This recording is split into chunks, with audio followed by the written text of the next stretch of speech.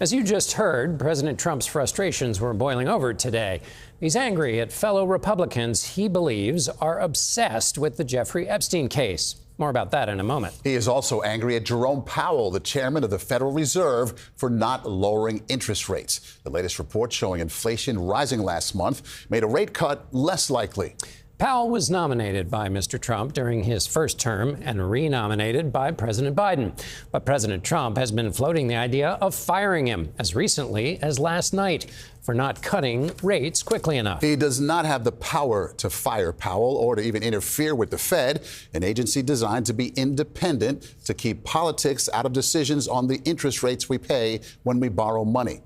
By today, the president was denying he had any plans to fire Powell before his term expires.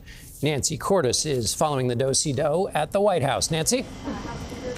John, good evening. The prospect of Trump even trying to fire Powell alarmed Wall Street CEOs and Republican senators alike today. They warned it would shake global confidence in the U.S. financial system and exacerbate the problem that Trump says he wants to solve. He's a knucklehead. The president's mixed messages about Fed Chair Jerome Powell had all of Washington confused today. But the word is he's going to get fired. I don't believe that's something the president would do. Trump has complained bitterly about Powell for months. He's done a lousy job. You know what he has to do? Lower interest rates. But last night, CBS News has learned Trump went further, indicating to a group of lawmakers that he is ready to push Powell out.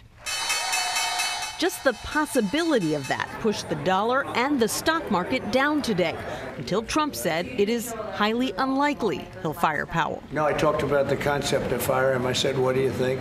Almost every one of them said I should. But I'm more conservative than they are. Powell's term runs through May of next year, and the Supreme Court recently suggested Trump doesn't even have the power to remove him sooner because the Fed, by design, is a uniquely structured quasi-private entity. If he asked you to leave, would you go? No. Jay Powell has made quite clear, you can't fire me and I'm not resigning. So it would end up in court. David Wessel is an expert on the Federal Reserve and fiscal policy.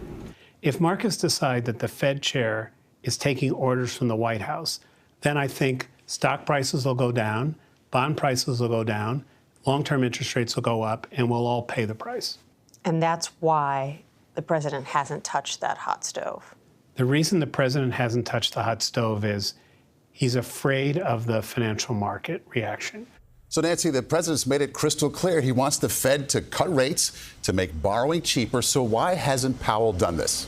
Well, Maurice, Powell has said repeatedly that the uncertainty surrounding Trump's tariff policies is a key reason. He says the tariffs are likely to cause inflation and that lowering rates right now would actually make inflation worse.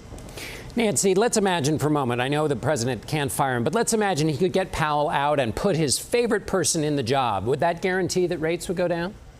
No, because it isn't just the Fed chair who decides where to set interest rates. It's a team of 12 individuals. They vote regularly. And so while President Trump has directed his anger at Powell in particular, John, a majority of the bankers on that committee agree with Powell, at least right now. Nancy Cordes at the White House. Thank you, Nancy.